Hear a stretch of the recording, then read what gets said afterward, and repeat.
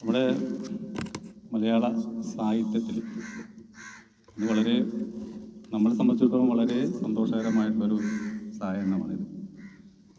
പ്രത്യേകിച്ച്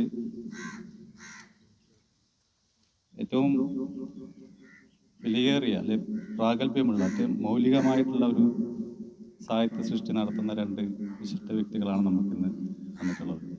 ഒരാൾ തെക്ക് എന്ന് വന്നിട്ടുണ്ട്, ഒരാൾ കിഴക്കുണ്ട്. ഇപ്പം ഞാൻ ചെറുപ്പത്തിലൊക്കെ നമ്മുടെ ഒരു കുടിയേറ്റ മേഖലയാണല്ലോ. ചെറുപ്പത്തിലൊക്കെ എൻ്റെ കൂട്ടുകാർ വെക്കേഷൻ സമയത്ത് ബസ് കയറി നിൽക്കുന്ന സമയത്ത് ബസ് പോകാൻ ഇങ്ങനെ നിൽക്കുന്ന സമയത്ത് ഇവിടെ പോകുന്ന കേൾക്കും. അപ്പോൾ ഈ കൂട്ടുകാരോ ഞാൻ നാട്ടിൽ പോവാണെന്ന് പറയും. അവരുടെ നാട് മൂവാറ്റുപുഴയോ കൂത്താട്ടുകളോ ഒക്കെ ആയിരിക്കും. അപ്പം ഞാൻ കരുതി ഇയാളെ നാട് ഇതാണെന്നാണ്. അപ്പം അങ്ങനെ ഒരു സംസ്കാരം ഉള്ളത്. എന്തായാലും ഇവർ തമ്മിലുള്ള ഒരു അന്തർധാര വളരെ പ്രകടമാണ്. ഇപ്പോൾ ഹരീഷാറിനും വിനോയും തമ്മിലുള്ള സാഹിത്യത്തിലൊരു അന്തർധാര നമുക്ക് എല്ലാവർക്കും അറിയുന്നൊരു കാര്യമാണ്. എനിക്ക് ഈ ബിനോയിൻ്റെ ഇപ്പം മൂർഖൻ പറമ്പ് മുതൽ വരെയുള്ള എല്ലാ കൃതികളും ഹരീഷാറിൻ്റെ എല്ലാ കൃതികളും വായിച്ച ഒരാളെന്ന നിലയിൽ എനിക്ക് ഇവരുടെ കൃതികളെക്കാളും ഇഷ്ടം ഇപ്പോൾ ബിനോയിൻ്റെ ഒക്കെ തഗ്ഗുകളാണ്. ഇപ്പോൾ പുതിയ ഭാഷയാണ് തഗ്ഗുകൾ. നമ്മൾ നാടൻ ഭാഷയിൽ ഒടിച്ചൽ എന്നൊക്കെ പറയും. ഇത്തരത്തിലുള്ള സംഗതികളാണ് വളരെ മനോഹരമായി. അതുകൊണ്ട് തന്നെ ബിനോയിൻ്റെ കൂടെയൊക്കെ ഒരു ദിവസം സ്പെൻഡ് ചെയ്ത് കഴിഞ്ഞാൽ നമ്മളൊരു വലിയ കൃതി വായിക്കുന്നതിനേക്കാളും കൂടുതൽ എൻ്റർടൈൻമെൻറ്റ് കിട്ടും. കുറേ അറിവുകൾ, അനുഭവങ്ങൾ, സന്തോഷങ്ങൾ, അങ്ങനെയുള്ള കുറേ കാര്യങ്ങളാണ് നമുക്ക് കിട്ടുക. അതുകൊണ്ട് ഇങ്ങനെ നിങ്ങളെ പരിപാടി തന്നെ കൂട്ടണം എന്നാണ് ഞാൻ. മലയാളത്തിൽ ഇപ്പം ഏറ്റവും വായനാ ശേഷിയുള്ള വായിച്ചുകൊണ്ടിരിക്കുന്ന ഒരു പുസ്തകമാണ് ഹരീഷിൻ്റെ വെട്ടുനൂൽ പുഴു എന്ന് പറയുന്നത്. ഇതിൻ്റെ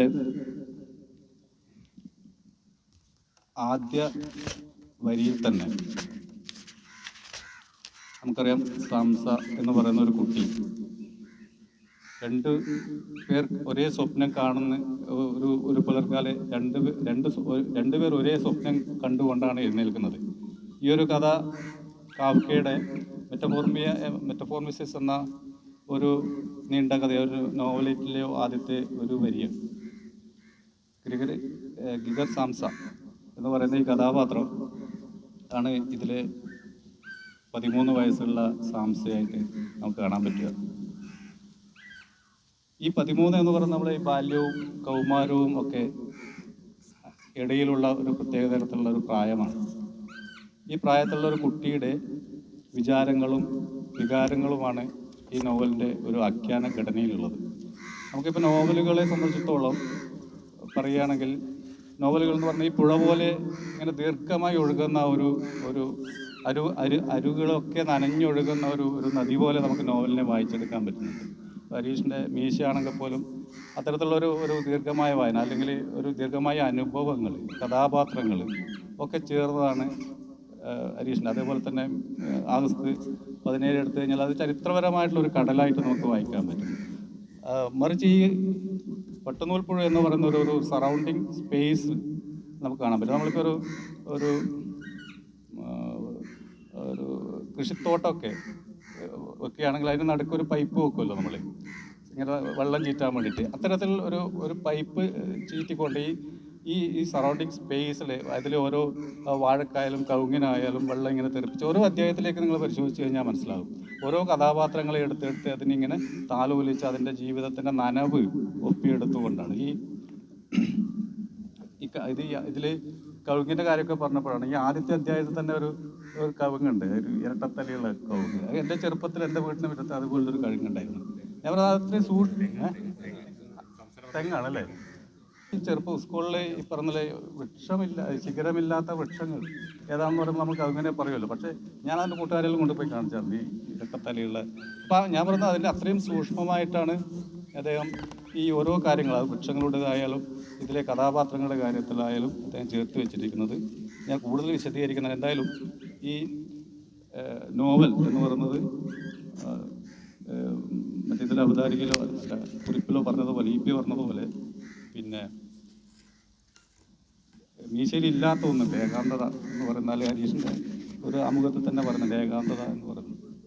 ഏകാന്തത എനിക്ക് തോന്നുന്നത് ഏകാന്തമായിട്ടൊരു മനുഷ്യന് ഇരിക്കാൻ പറ്റില്ല എന്നുള്ളൊരു അവസ്ഥയുണ്ട്. കാര്യം ഭൗതികമായിട്ട് ആ കൂടെ ആളില്ല എന്ന് പറയുന്ന ഒരു അവസ്ഥയല്ലല്ലോ ഏകാന്തം.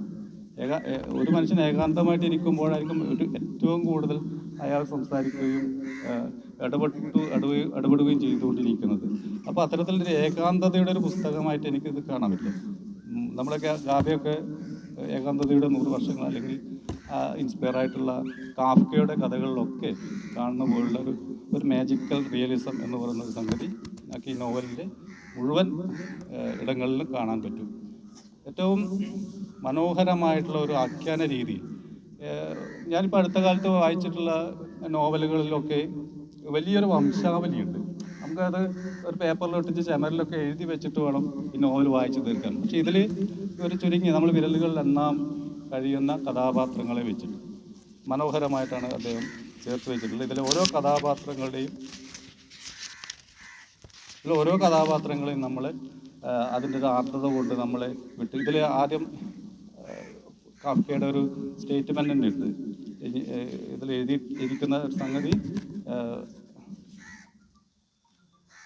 ഞാൻ എഴുതിയത് അത്രയും നിന്നെക്കുറിച്ചാണ്, പക്ഷേ നിന്നെക്കുറിച്ചുള്ള നിന്റെ നെഞ്ചിൽ കരഞ്ഞ് സങ്കടപ്പെടാൻ എനിക്കാവുന്നില്ലല്ലോ എന്നുള്ളൊരു ദുഃഖമാണ് ഇതിൻ്റെ ഒരു സ്റ്റേറ്റ്മെൻ്റായിട്ട് അദ്ദേഹം ആമുഖത്ത് പറഞ്ഞിരിക്കുന്നത്. എന്തായാലും ഇതിലെ കഥാപാത്രങ്ങളായ സാംസയായാലും അദ്ദേഹത്തിൻ്റെ അവൻ്റെ അമ്മയായ ആനി, അതേപോലെ ഒരിക്കലും വിജയിക്കാത്ത, എപ്പോഴും പരാജയപ്പെട്ടുകൊണ്ടിരിക്കുന്ന വിജയൻ എന്ന് പറഞ്ഞു. ഇതിൽ പേരുകളൊക്കെ ഭയങ്കര രസമുള്ള പേരുകളാണ്. അതുപോലെ തന്നെ ഈ പട്ടുനൂൽ പുഴു എന്നുള്ള പേരും വളരെ മനോഹരം. കാരണം എൻ്റെ നാട്ടിൽ ചെറുതിരി മൾബറി കൃഷി ഉണ്ടായിരുന്നു. ഞാൻ കണ്ടിട്ടുണ്ട് അതിൻ്റെ ഒരു വളർച്ചയും അതിൻ്റെ ഒരു ഘടനയൊക്കെ ഞാൻ കണ്ടിട്ടുണ്ട്.